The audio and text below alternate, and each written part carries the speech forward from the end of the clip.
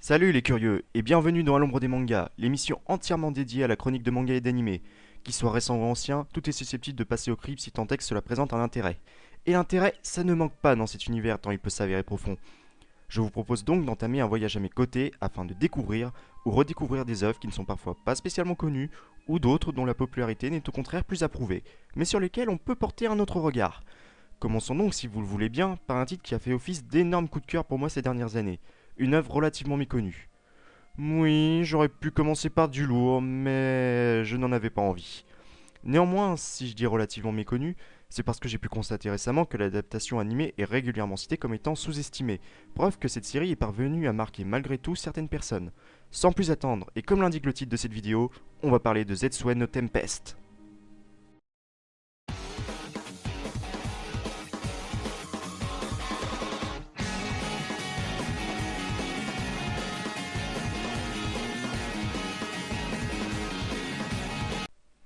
Je ne me lasserai probablement jamais de ce passage. Mais revenons au sujet si vous le voulez bien. Zetsuen no Tempest, The Civilization Blaster, est un manga shonen scénarisé par Kyoshiro Daira et dessiné par Ren Sasaki, le tout étant supervisé par Arai Desano et prépublié dans le Monthly Shonen Gangan de 2009 à 2013.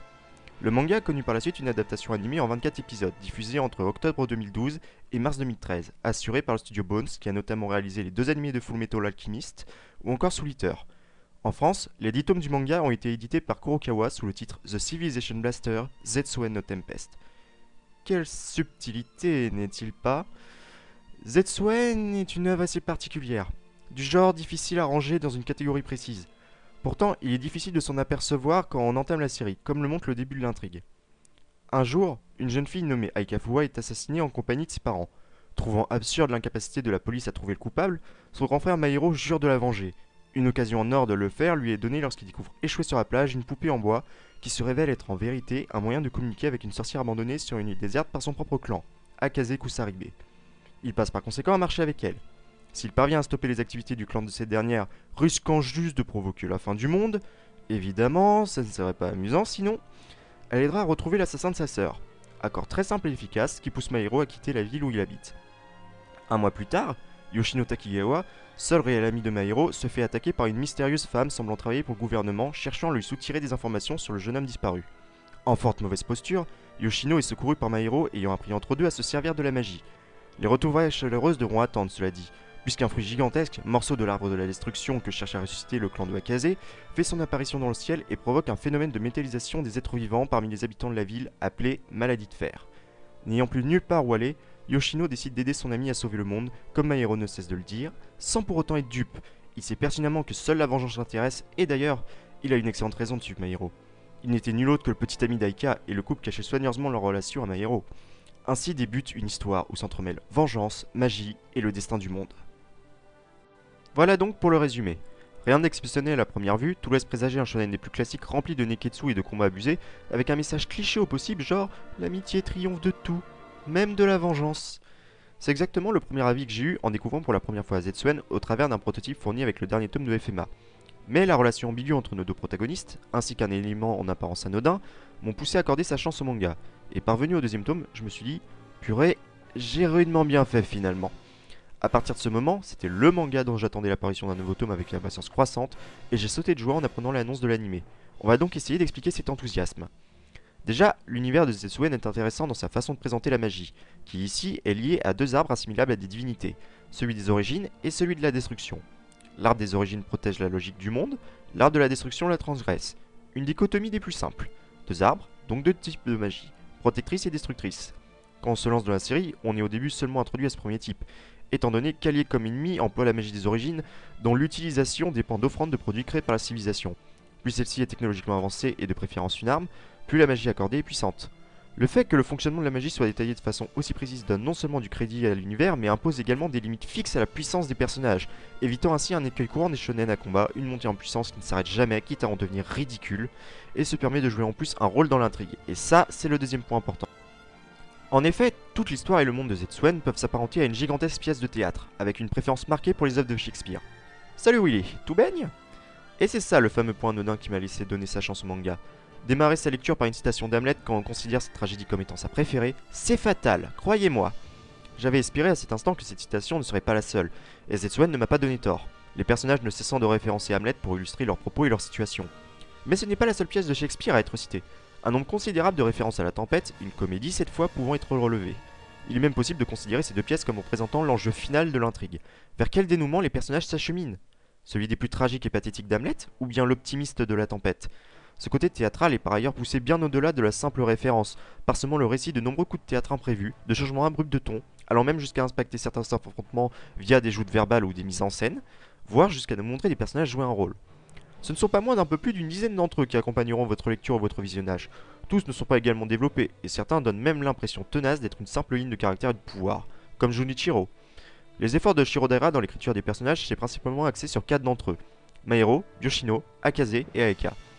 On va traiter Yoshino et Maero ensemble. Ces deux-là sont très, mais vraiment très similaires dans le fond en dépit des apparences. Certes, Maero apparaît comme la tête brûlée, tandis que Yoshino semble plus réfléchi, mais au fur et à mesure de l'intrigue, on s'aperçoit qu'il y a davantage en eux. Les deux ont comme principal point commun d'avoir perdu la femme qu'ils aimaient et d'être depuis piégés dans le temps, incapables d'avancer et n'ayant que faire de l'avenir du monde. De plus, Maero se montre plus souvent méthodique et calculateur, qu'un Yoshino beaucoup plus émotif. Tout ça pour dire, sont-ils si différents? Je lis souvent en mains endroits que Maero représente Hamlet, là où Yoshino symbolise Roméo. C'est une interprétation viable, oui, mais j'ai toujours perçu que Maero possédait le côté vengeur d'Hamlet, là où Yoshino est doté de son indécision. Pour résumer, ces deux-là sont en fait les deux facettes d'une même pièce. Et vous pouvez également assimiler Maero à Laerte et Yoshino à Hamlet. Ça vous donne une petite idée de la richesse d'interprétation possible avec cette œuvre. Dans tous les cas, nous avons là deux protagonistes qui cassent le moule des shonen classiques. En ce qui concerne Akaze, je n'ai pas grand chose à dire dessus étrangement. Elle est bien écrite, c'est vrai, passant de l'arrogante princesse à jeune fille craignant les conséquences de ses actes, mais je considère que c'est la moins intéressante des personnages principaux. Toutefois, si on se penche sur Aeka, le constat est tout autre. La bourre a beau être morte quand l'histoire démarre, elle parvient à devenir le personnage le plus intéressant de tous avec de simples flashbacks. Aeka en soi, c'est l'énigme de Zetsuan, elle est au centre de tout. De simples paroles de sa part suffisent à influencer la suite de l'intrigue, comme si elle était la metteuse en scène qui dirige tout. Et l'objectif à notre niveau sera de la comprendre et de répondre à ces questions. Qui l'a tuée? Pourquoi? Ce personnage ne pourra pas vous laisser indifférent, que vous l'aimiez ou la détestiez. Une autre réussite de l'histoire sera de constamment se renouveler pour le meilleur ou pour le pire. Pour prendre un exemple au début de l'histoire, vous allez passer de la formule shonen classique à une longue joute verbale, s'étalant sur plusieurs épisodes et chapitres qui auraient eu tout à fait leur place dans un Death Note, sans jamais que votre intérêt soit émoussé. Néanmoins, par volonté d'expérimentation de la part de Shiro Daira, ou d'élargir le public ciblé, ou les deux, le titre essaie un peu de chasser plusieurs lièvres à la fois, et court le risque de tous les perdre. On dit souvent que la deuxième partie de la série est plus lente et moins intéressante que la première. Ce n'est pas mon cas, je la trouve très bien rythmée. Mais il est vrai que se focaliser autant sur un aspect romance qui a son utilité, mais tranche radicalement avec le ton beaucoup plus mature du reste, comporte son lot de points faibles. Ce ne sont pas les seuls de Zetsuan par ailleurs. L'explication sur l'origine des deux arbres peut sembler complètement farfelue, et si l'anime les laisse un peu dans le flou, le manga précise que c'était bel et bien ça. J'ai pu noter également que Yoshino dans la deuxième partie ne fait rien, mais alors strictement rien. Tous les autres parlent de lui comme s'il avait une grande importance, mais concrètement c'est devenu plus un MacGuffin qu'autre chose. Maero échappe de peu à ce traitement en ayant au moins quelques actions à son actif, mais il est assez étrange de voir les deux protagonistes limite mis en bande touche, même si l'histoire le justifie assez bien. Allez, parlons technique.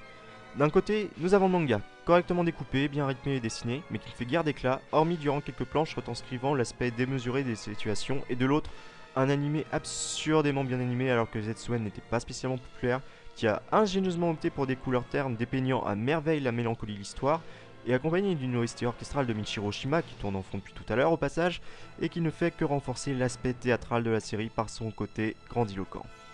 Les deux openings sont également très bons, même si ma préférence va au premier. Par contre, c'est en demi-teinte pour les endings, autant le second est excellent et colle parfaitement à l'atmosphère, autant le premier, malgré de très jolis visuels, fait un brin hors sujet. En tout cas, je ne sais pas ce qui a poussé Bones à autant investir dans ce projet, mais chapeau, ils ont sublimé le manga. Ah, on me fait signe que certains voudraient savoir avec quelle version se tourner alors. Et ça va peut-être vous surprendre après avoir autant encensé l'animé, mais j'ai une préférence pour le manga. Sans doute parce que je l'ai découvert en premier, mais il y a certaines scènes que je préfère sur papier, notamment celle-ci. L'animé a fait du bon travail pour l'adapter, je ne dis pas le contraire, mais le fait de changer le cadre ainsi que l'enchaînement des émotions font que je n'ai pas été autant impacté qu'avec le manga.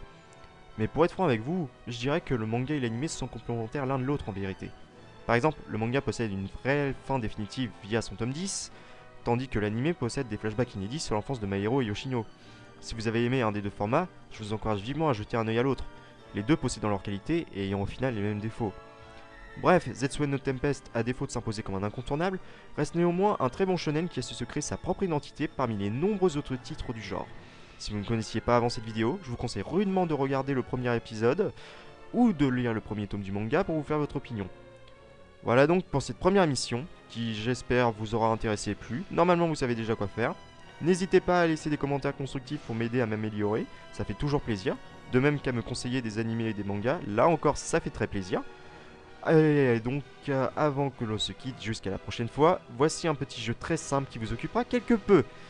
Le mot-clé que vous voyez actuellement est un mot-clé servant d'indice pour trouver le sujet de la prochaine vidéo.